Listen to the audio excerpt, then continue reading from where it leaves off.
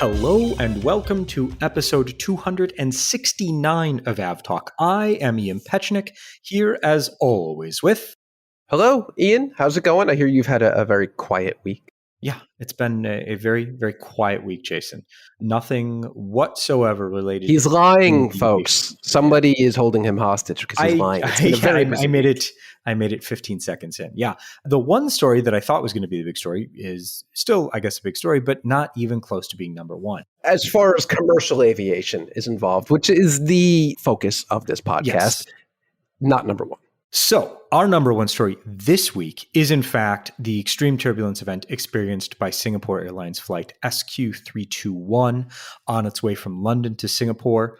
The 777-300ER experienced, based on the data and based on the photographs that we've seen from inside the cabin, an extreme turbulence event over the southern tip of Myanmar on its way to Singapore. We'll get right out of the gate and say that the aircraft diverted quickly to Bangkok, where it was met by a large presence of medics and a variety of other officials. Unfortunately, one person has died and dozens of others were injured.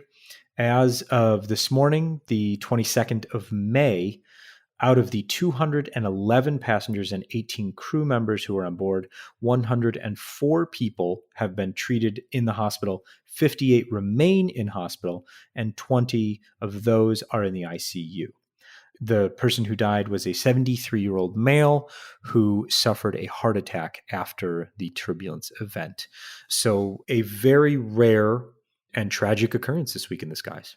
Yeah, really tragic. Unfortunately for Singapore Airlines having to deal with this, but really, I can't think of many other airlines in the world better equipped to deal with such an event, a tragedy. Unfortunately here, the communication coming from Singapore has been fantastic. They've provided a whole host of updates, videos, precise information. I hate to have to see this from Singapore, but it's been really nice to see the level of information coming out from them. Ian, you mentioned that this is rare. The clear air turbulence and a passenger being injured, let alone dying, is exceptionally rare. And we tried to dig into just how rare an event like this is. And it's actually kind of difficult to find prior cases where a passenger died because of clear air turbulence on board an aircraft, because it happens so rarely.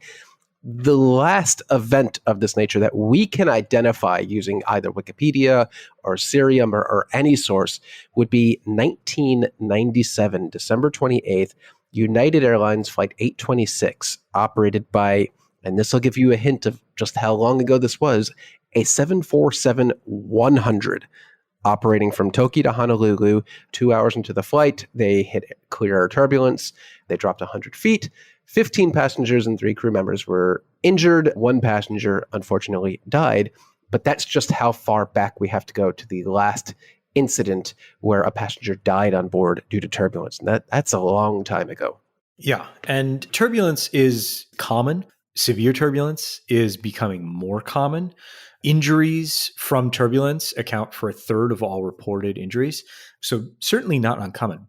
But this level of injuries, the amount of injuries, and the severity of the injuries sustained by the passengers and crew on this flight, certainly not a common event. No, not at all. Let's talk about what actually happened.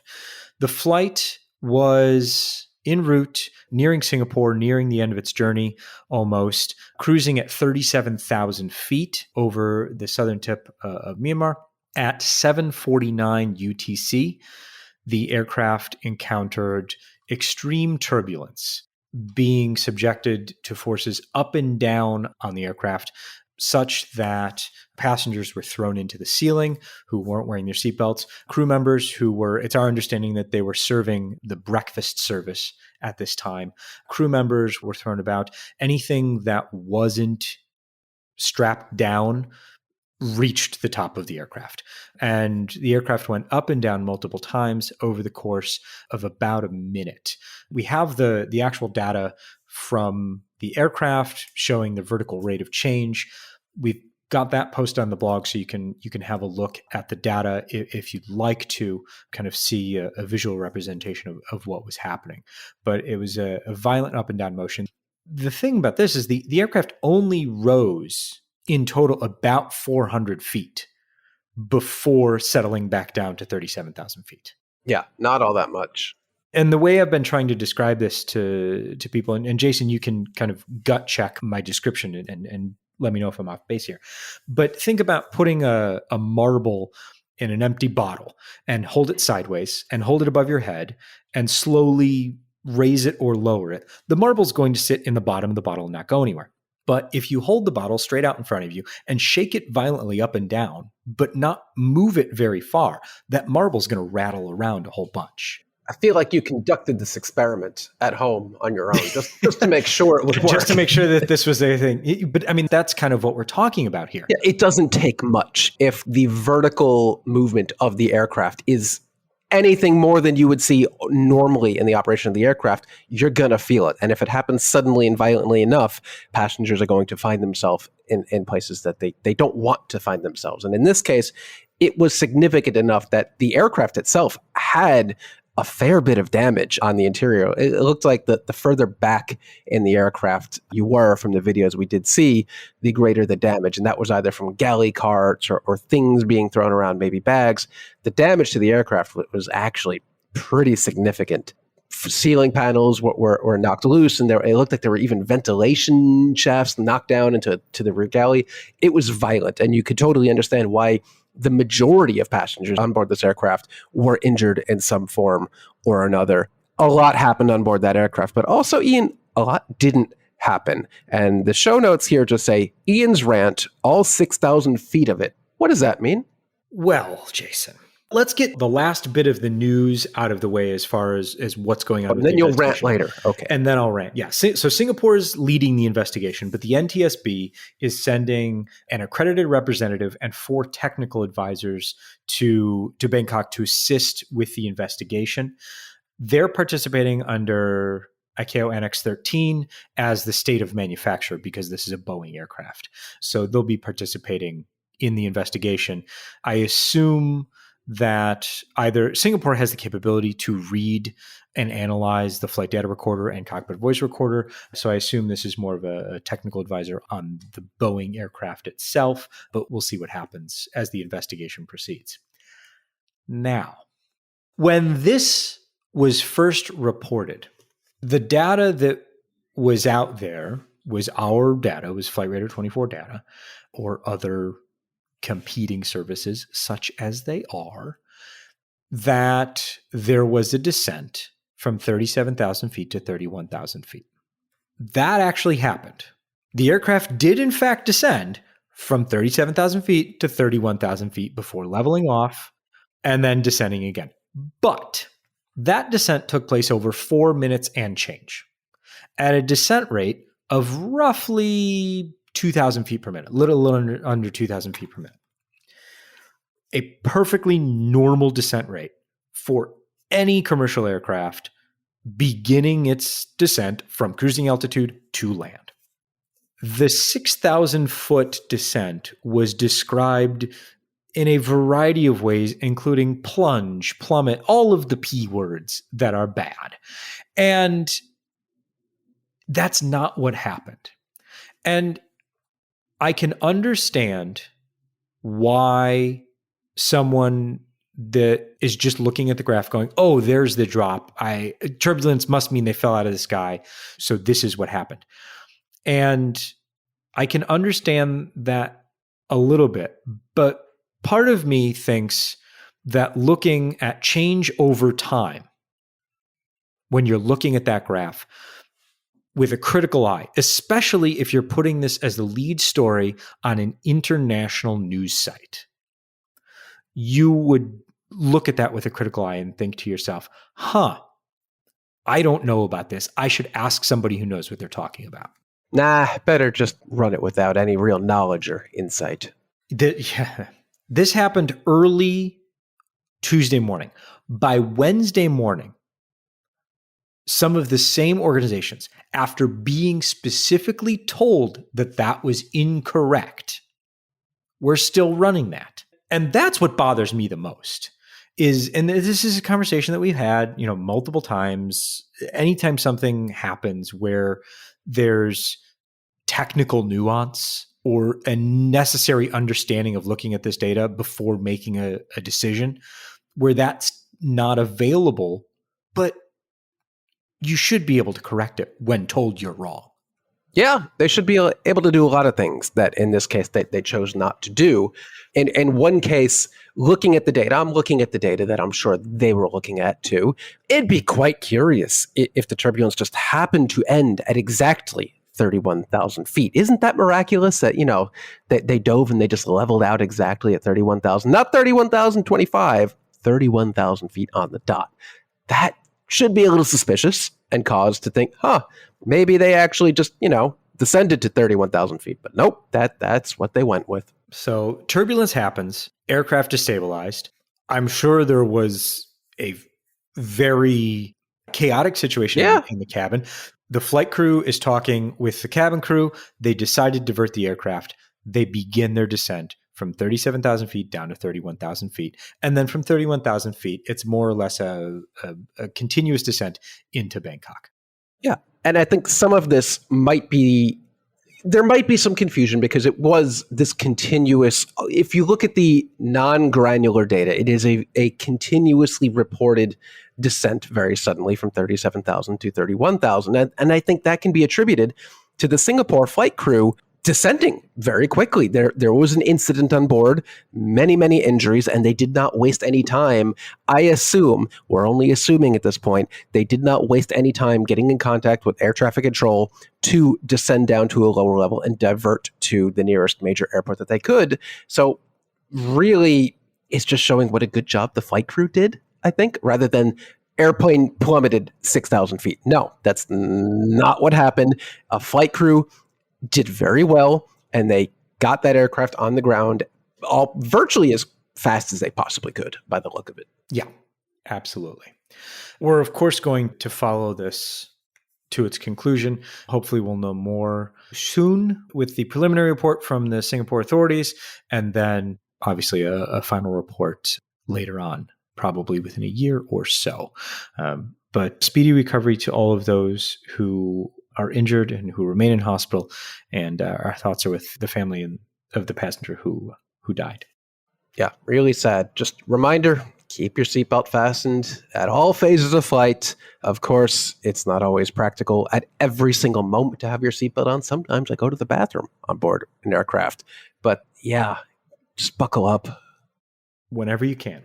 We now turn our attention to Iran, where the helicopter carrying the president of Iran, Ibrahim Raisi, amongst other dignitaries coming back from a dam opening with Azerbaijan, crashed into mountainous terrain in very poor weather.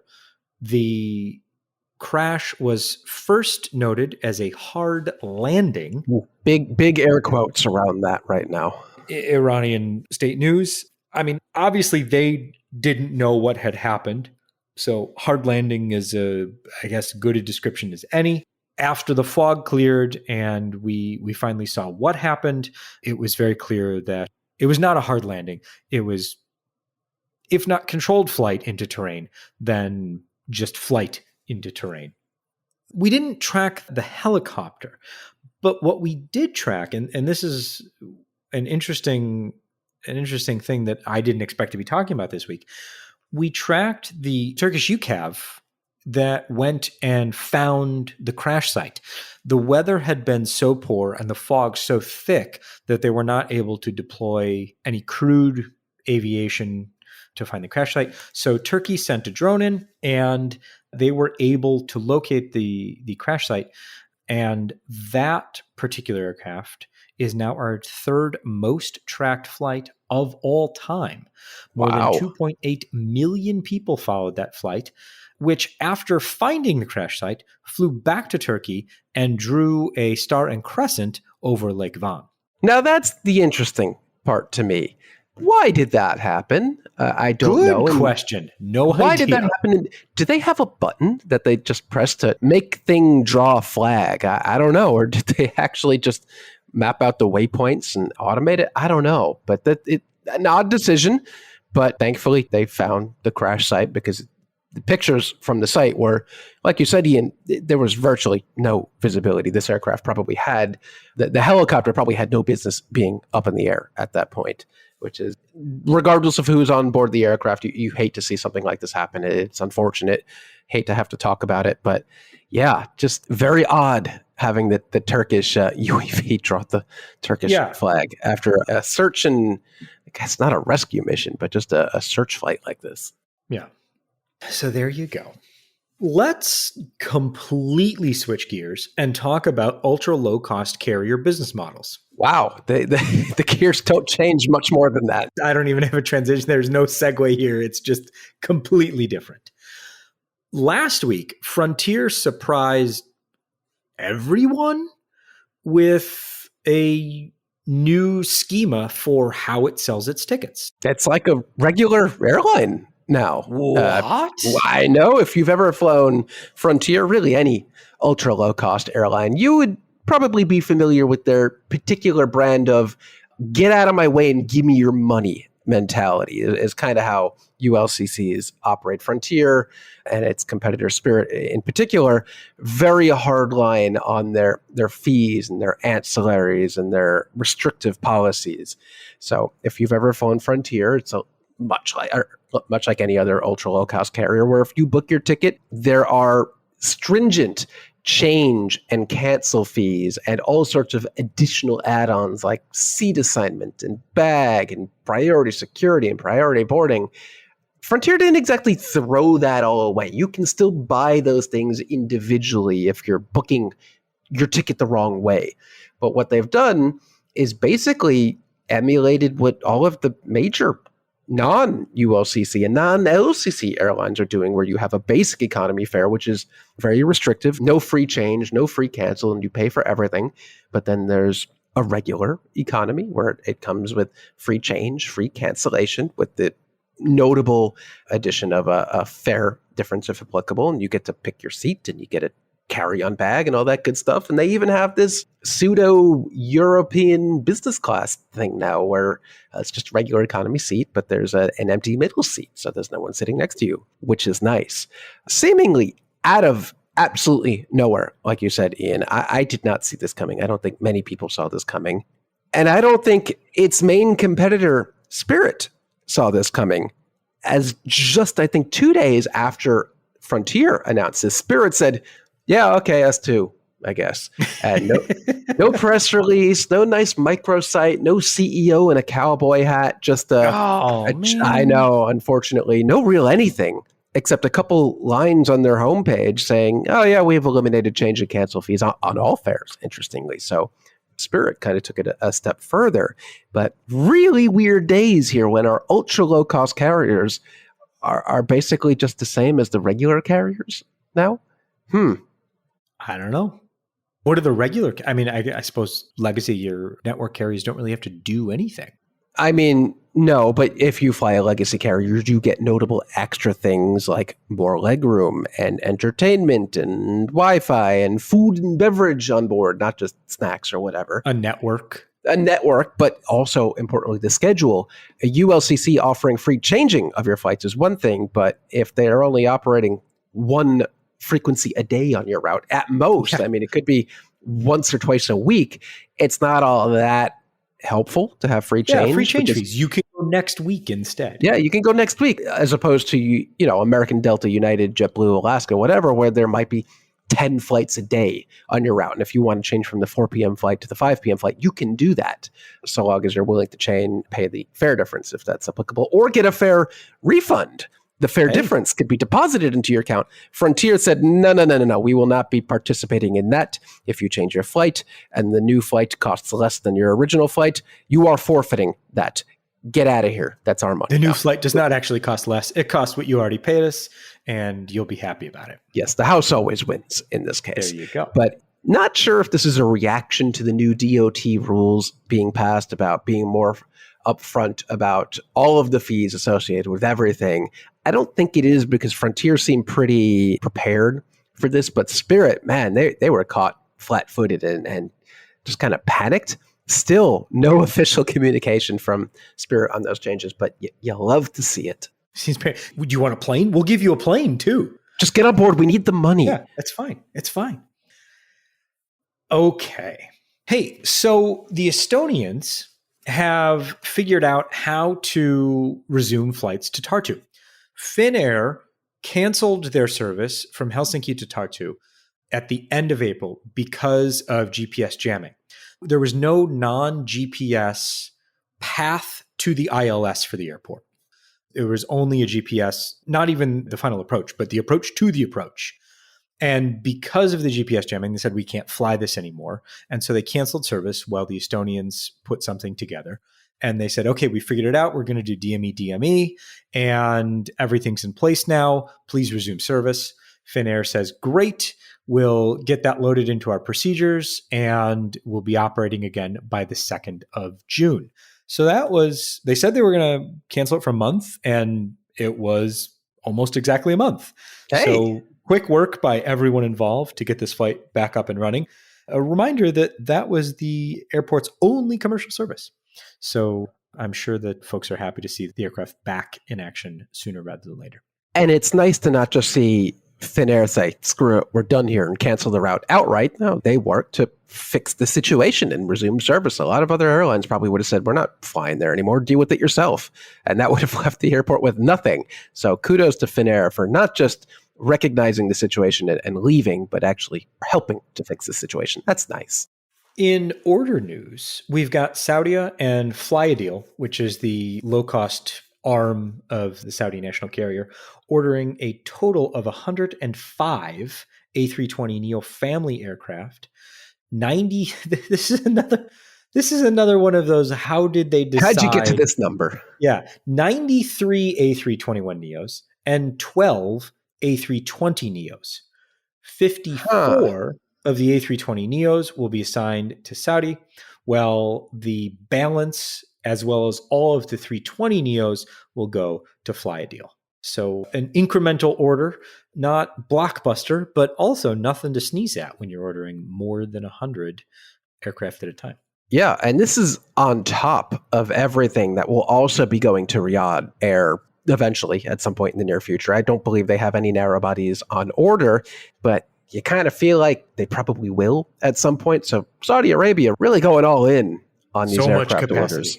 So much. I assume maybe those 12 A320neos are kind of like, maybe they're the new A319, where there are some particularly hot and high destinations that the 321 just can't do. I don't think that's the case anymore, but we did see that with a couple of the Chinese airlines going with the extremely rare unicorn breed A319neo. I don't know if we'll ever see any more of those ordered by airlines, but maybe that was the thinking here. Don't really know. Yeah, I guess it all depends on how soon Comac can do their plateau version of the C919.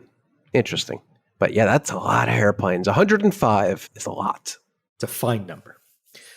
JetBlue and British Airways are going to code share, and not just on a few routes. It's a pretty impressive network right out of the gate. It's a lot of flights, and this comes to us breaking news just before we hit the record button from Seth Miller, PaxX.Aero. He is the only one with this story right now, and now we have it, but you'll hear it 2 days later. He pulled this from the DOT filings, as he's been known to do. I haven't seen this reported anywhere else, but JetBlue, coming off the heels of breaking up with American Airlines after the Northeast Alliance, didn't really last all that long, and the whole thing with Spirit fell apart. It's got to do something to make some more money, and that something right now might be a code share with British Airways. If that gets approved, probably will, maybe not, who knows, but it goes both ways. So it would see the JetBlue code placed on 17 cities throughout Europe on BA's network, which is particularly interesting because it gives onward connecting opportunities for JetBlue passengers flying to Heathrow, because today you just kind of go to Heathrow and you're done. You can't really connect on anything with JetBlue. So being able to connect onward on a code share is quite interesting, even if it does involve a terminal change at Heathrow, which is never fun because you have to do it by bus, and the buses are not great. Okay, deep breath. Tell us how you really feel. On the U.S. side, it is a much much different game. And I'd imagine that Americans probably not too happy about this, but it is everywhere from short routes from New York to Syracuse down to San Juan, Puerto Rico, all the way to the West Coast to Seattle, San Francisco, LA, Las Vegas, Bozeman, Montana. Really, really interesting. Something I did not see coming. I don't think a lot of people saw coming, but this is probably one of those things that the new JetBlue has to do to survive after the collapse of the everything. Really, it was trying to do everything. Yes. Yeah, I'm very interested to see if this goes through, or if it goes through in the state that it is applied to at this point, because it is pretty far-ranging. Really looking forward to what American has to say about this, and also Alaska, since Alaska's also a One World Alliance something or other. I forget if they're an affiliate or a full-blown member. I think they're full-blown at this point. Member, yeah. But JetBlue getting in here with BA on some codeshares, that's an interesting move. I like it. Well, we'll keep an eye on the filings. Thanks, Seth. The DOT filings always give the airline lawyers a chance to really stretch their legs. Yes, and we thank Seth for setting up a bot for crawling through there and picking out the good ones. An Emirates flight that was arriving in Mumbai hit a flock of flamingos. I think they're called a flock. Shortly before touchdown. Is it a flock? I think it's a flock. Okay, well, they hit a flock of 39 flamingos, leaving 39 of them dead, unfortunately. And yeah, all passengers and crew disembarked without injury. And the Emirates spokesperson is quoted by saying, all passengers were fine, but however, sadly, a number of flamingos were lost, and Emirates is cooperating with the authorities on the matter.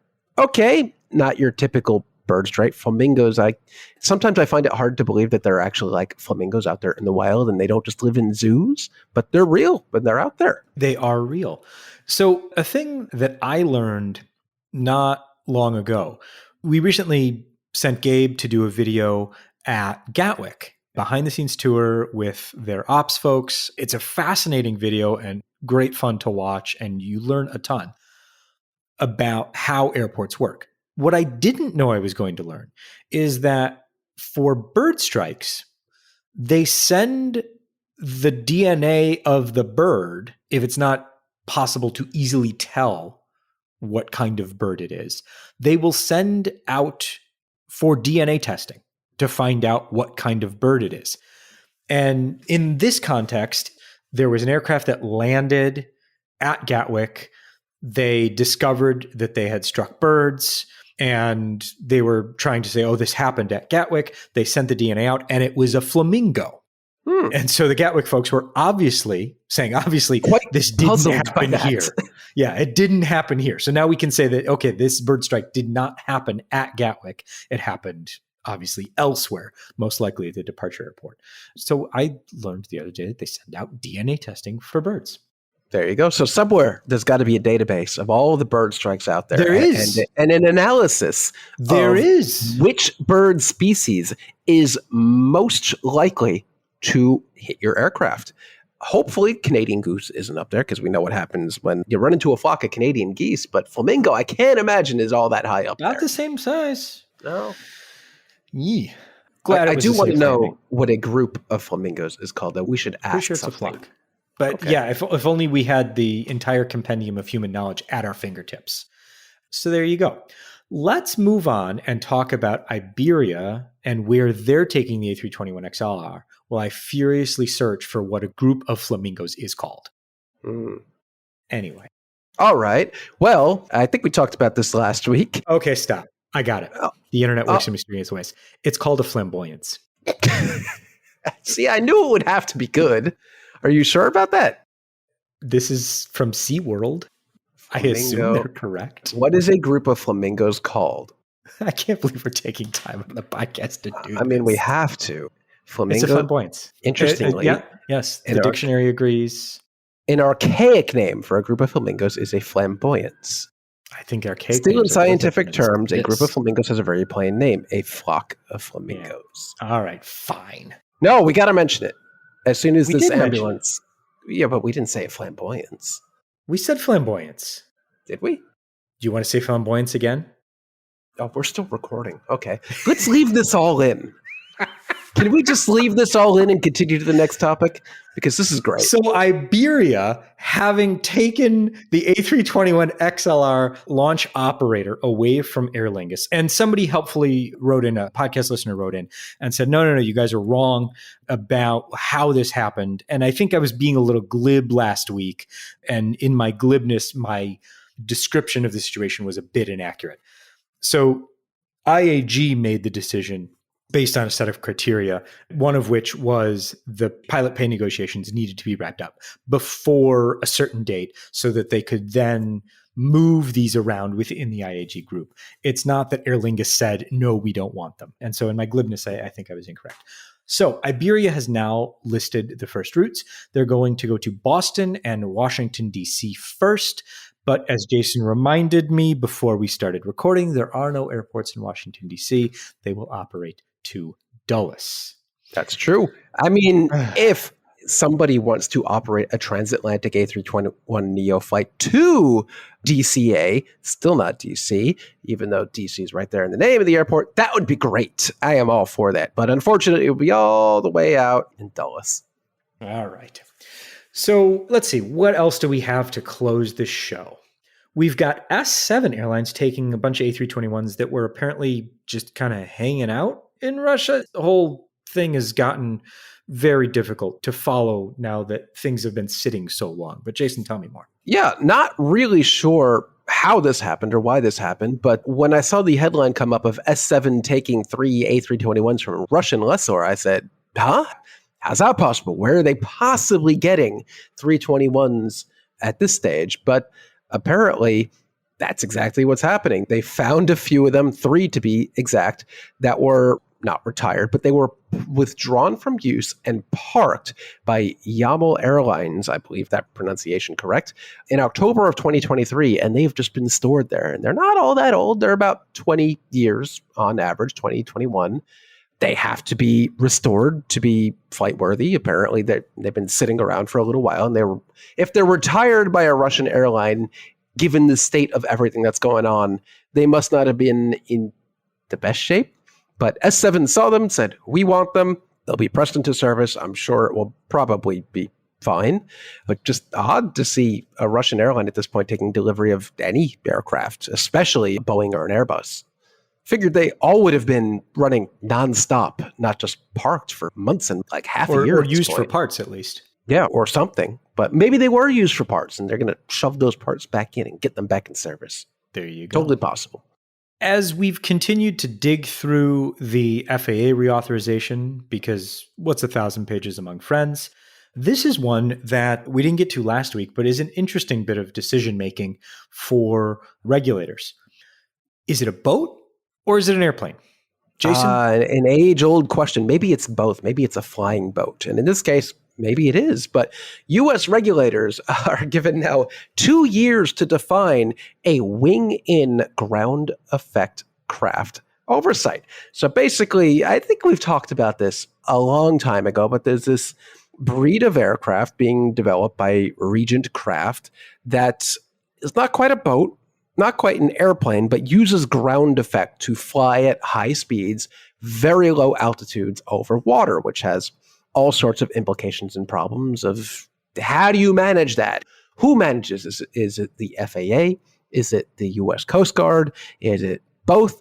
I don't know. But the FAA or lawmakers, regulators will have 2 years to figure out what is this thing and who regulates it and what do we do with this thing?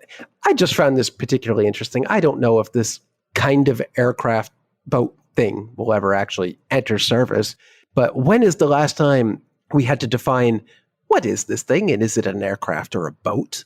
That's a good question. That's a great question. And I look forward to seeing the report come out in exactly 2 years because you know they won't have it done ahead of time. Yeah, and there's all sorts of questions. Pulling this from a Flight Global article, which published today on the 22nd, that notes that unlike the FAA, the U.S. Coast Guard does not issue type certificates for maritime vessels.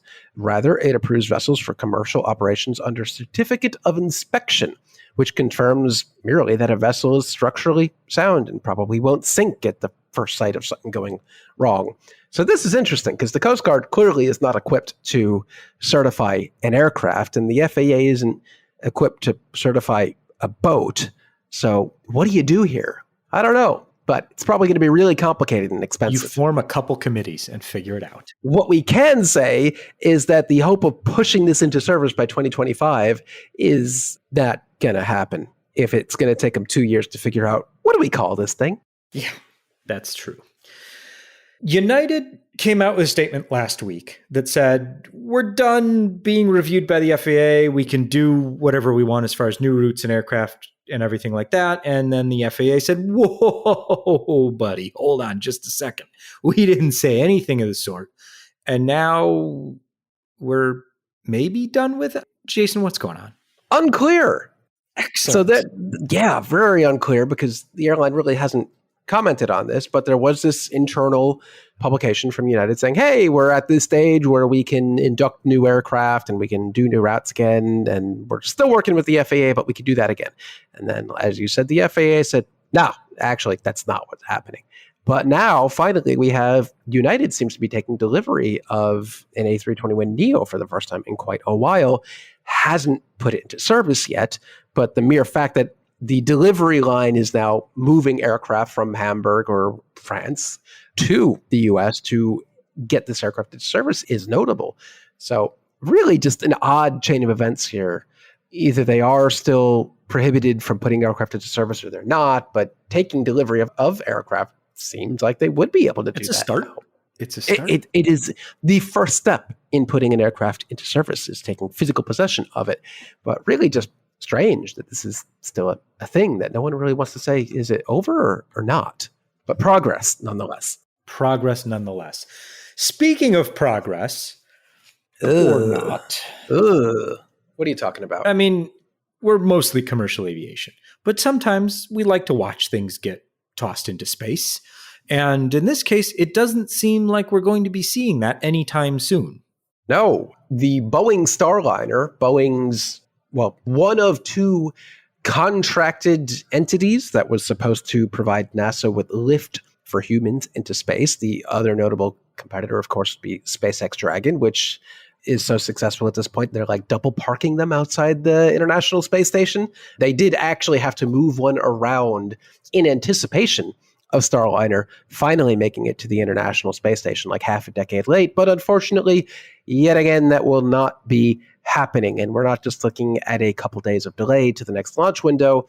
The next launch window is an indefinite period of time at this point. We don't really know. It was supposed to be last week, then it was supposed to be earlier this week, then later this week, then possibly on Friday or Saturday, and now not. And that would be this time due to some sort of helium leak on board, which they need to take a closer look at. And at this point, I feel like they should just toss Starliner into the ocean and forget about it and pretend the whole thing never happened, because it's just not good.